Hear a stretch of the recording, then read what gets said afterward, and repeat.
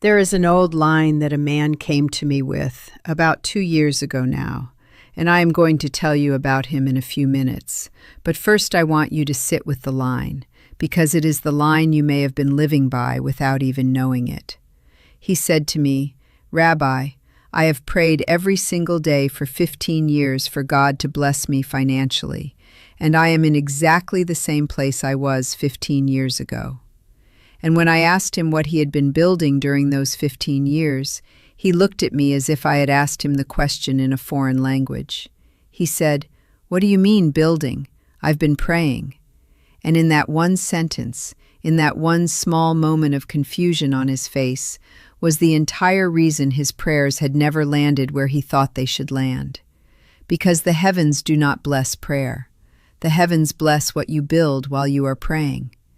And if you are praying with empty hands, the blessing has nowhere to rest. This is the teaching that has been sitting in the back of our tradition for 3,000 years, and almost no one speaks it plainly anymore because it is not the comfortable teaching.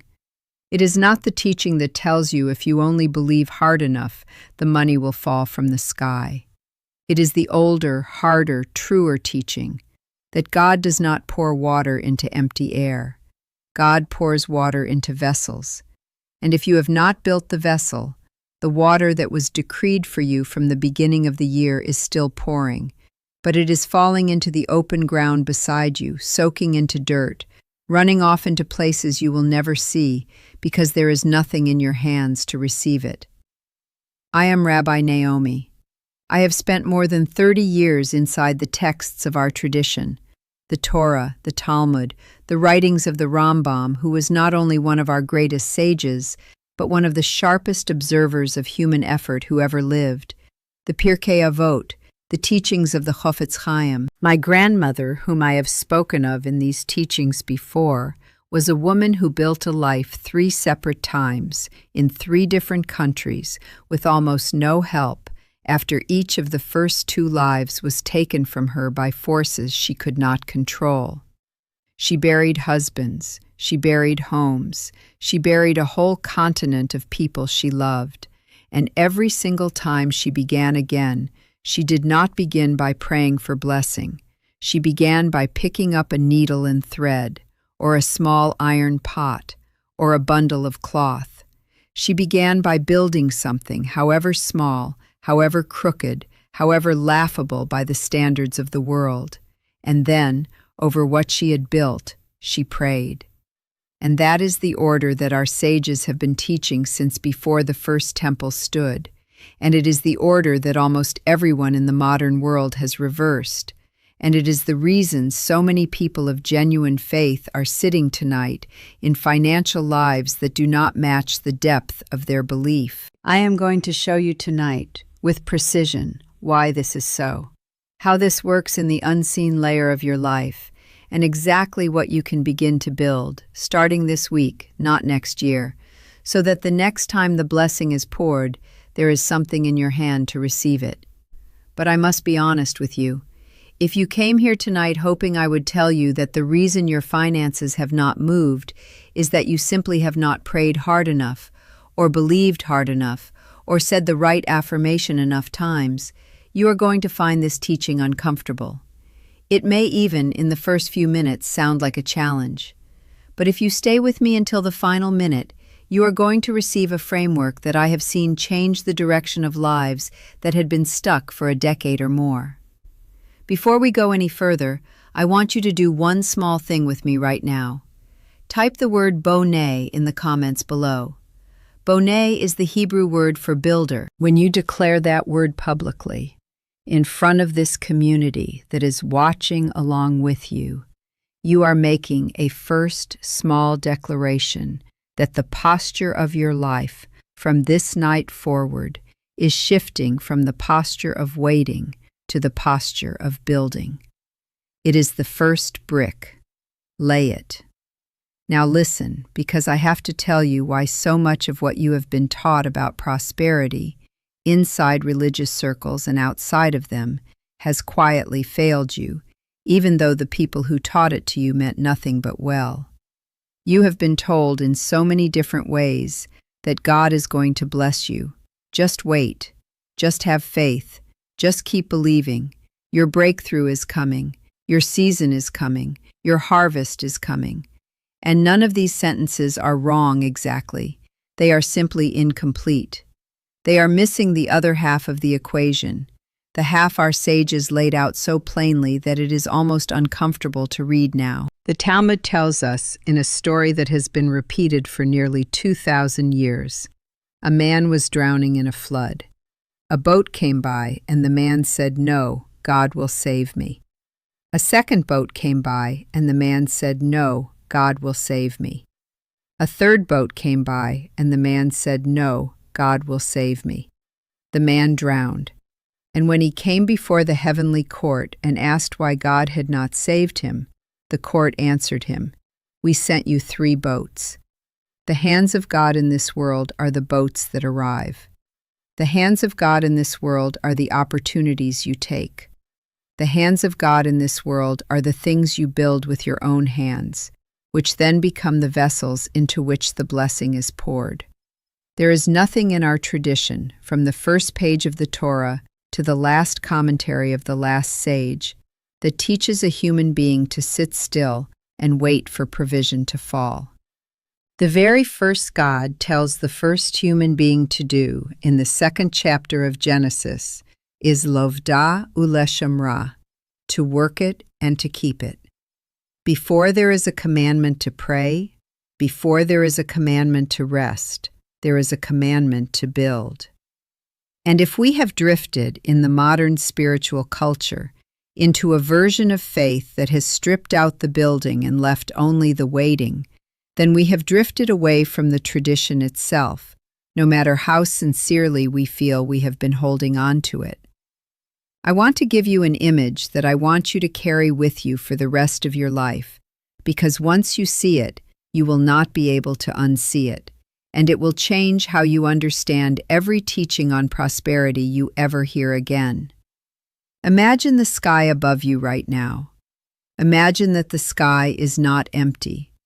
Imagine that the sky is full of what our sages called shefa, the flow of divine abundance, and that this flow is not a metaphor. It is the actual substance of every good thing that ever reaches a human life. Money, opportunity, clarity, connection, love, health, the right word at the right moment.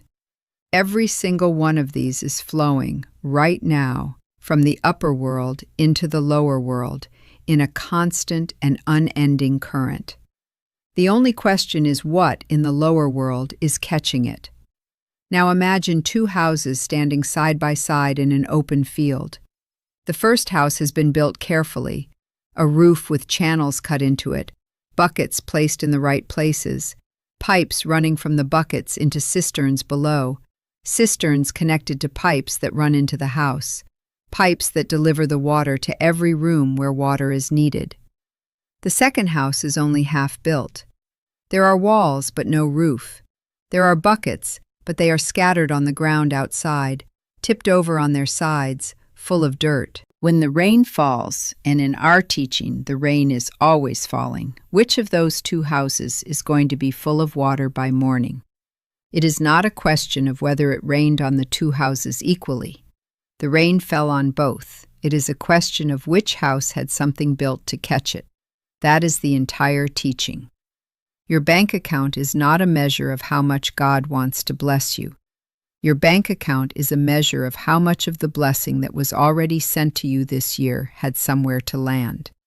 Now let me tell you about the man I mentioned at the beginning of this teaching, because his story is the story that finally convinced me this was the teaching I needed to bring out of the private room and into the open.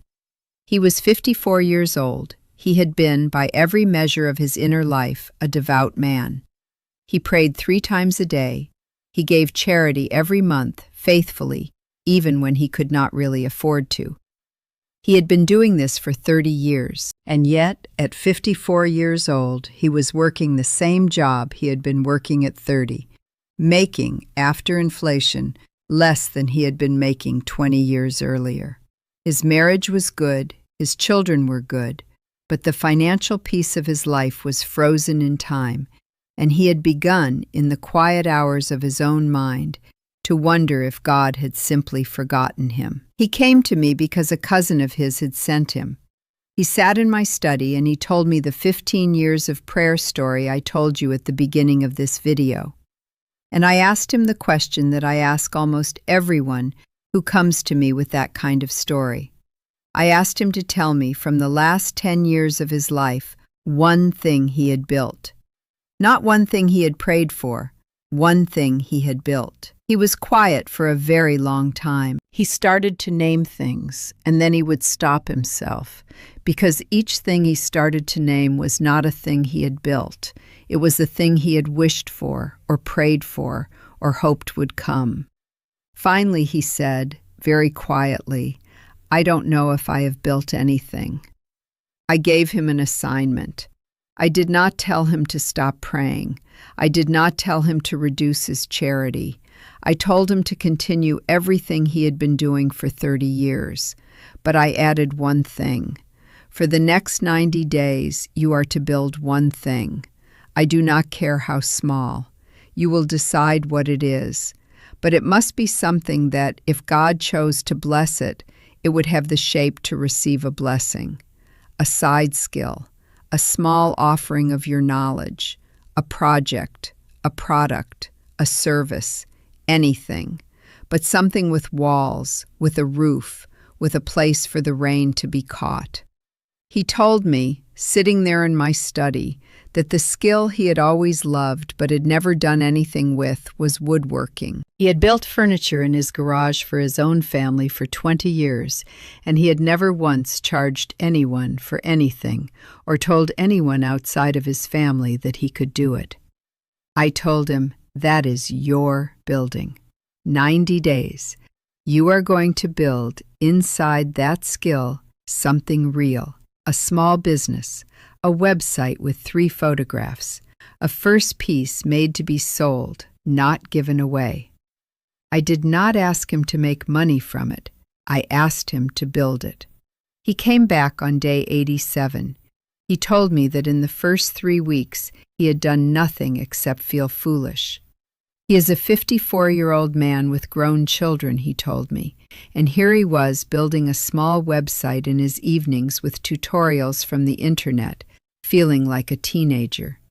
In week 4, he finished a first piece, a small writing desk, handmade, of a quality that he himself, when he stood back from it, said to his wife, "I did not know I could make something like this." In week 5, he posted it. In week 6, nothing happened.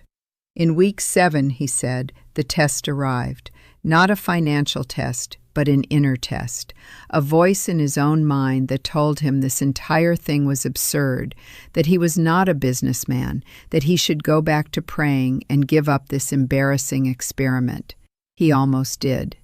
In week 8, a woman 2 towns over saw the single photograph of the desk, sent him a message, came to his garage, and paid him for it, more than he had charged, because when she saw it in person, she insisted he raise his price before she paid. That first payment was not enormous. It was, he told me, about 3 weeks of his regular salary at his job. But the day that woman left his garage, he sat on the floor where the desk had been, and he told me he understood, for the first time in his adult life, what it actually meant that God was blessing him, because for the first time in his adult life, God had something of his to bless. Within the 90 days, he had sold 3 pieces. Within 6 months, he had replaced half of his salary. Within 18 months, he had left the job he had been at for almost 30 years, and he was making, from the work of his own hands, nearly 3 times what he had been making the year we first met. And the most important thing he told me, the thing I want you to hear, is that in those 18 months he had not prayed any harder than he had been praying the previous 30 years. He had prayed exactly the same. He had simply, finally, given God something to bless. That is the teaching. The lesson inside his story is not that you have to become a woodworker. It is not that you have to leave your job. It is not even that you have to start a business. The lesson is that the blessing of God in our tradition always rests on something. It rests on a hand. It rests on a piece of work. It rests on a vessel. It does not rest on the wish for a vessel. It does not rest on the prayer for a vessel. It rests on the vessel itself once it has been built. And the universal principle behind this, which the Chafetz Chaim taught a century ago, and which the sages of every generation before him taught in their own words, is that God does not bless potential. God blesses what has been made actual.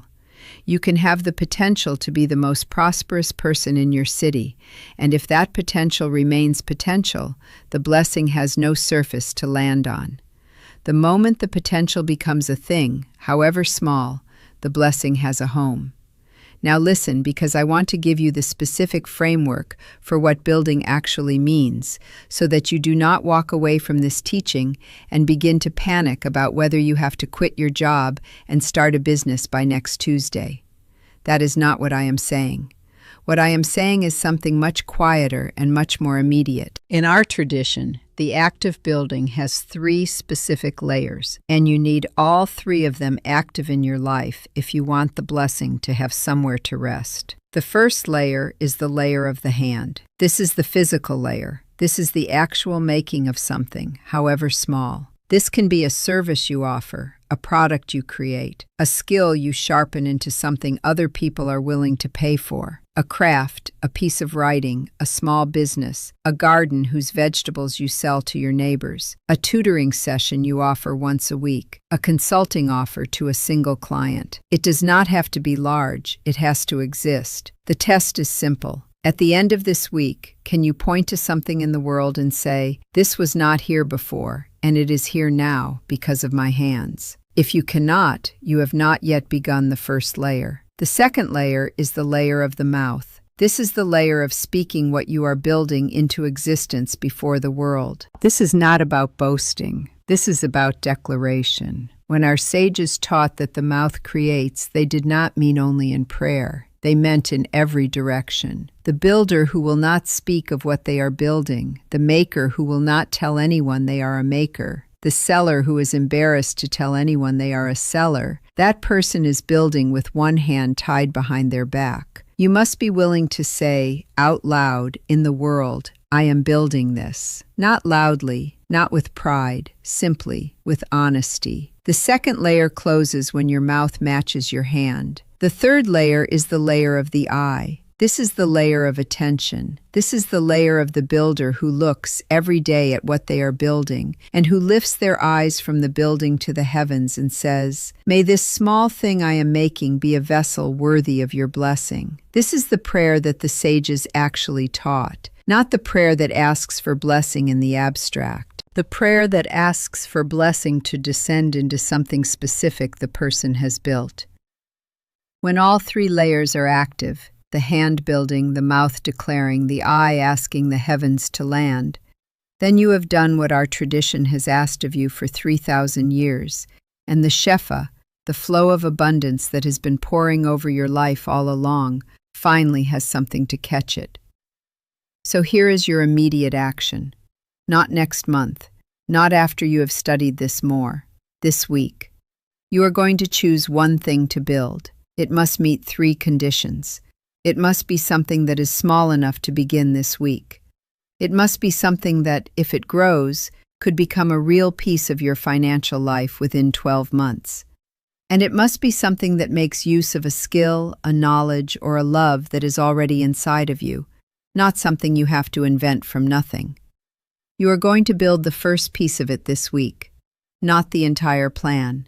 The first piece, a page, a sample, a first conversation with a first potential customer, a first product made, a first photograph, a first post. And then you are going to add the second layer. You are going to tell one person out loud, "I am building this." One person. It does not have to be 100 people. One. And then you are going to add the third layer. every morning for the next 30 days, before you begin your day, you are going to look at the small thing you have begun to build, and you are going to say a one-sentence prayer. Ribono shel olam, Master of the universe, let your blessing find in this work of my hands a vessel worthy to receive it. That is the full practice. One building, one declaration, one daily prayer over it. You are not looking for this to become $1 million business in 30 days. You are looking for the first signs that the blessing has located a vessel in your life. An unexpected piece of interest from someone you had not expected.